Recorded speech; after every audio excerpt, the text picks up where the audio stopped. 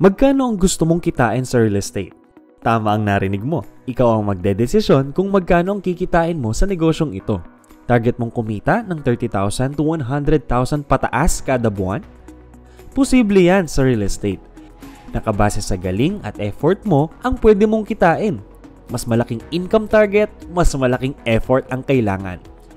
Pero para magkaroon ka ng ideya kung paano ang computation sa kitaan sa negosyong ito, narito ang isang simpleng example. Kung ikaw ay magkakaroon ng gross commission na 100,000 pesos, narito ang computation para makuha mo ang net commission. First, we will lessen the developer's withholding using this formula.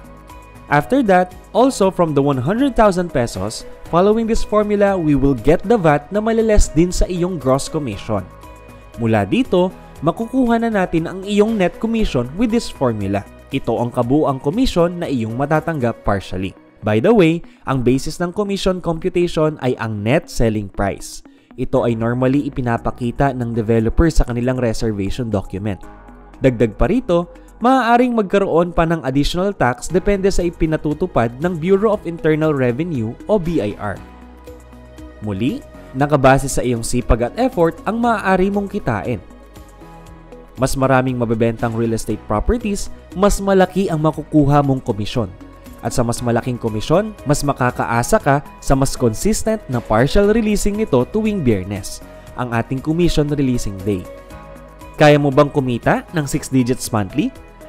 Kayang-kaya yan dito sa Mapiles.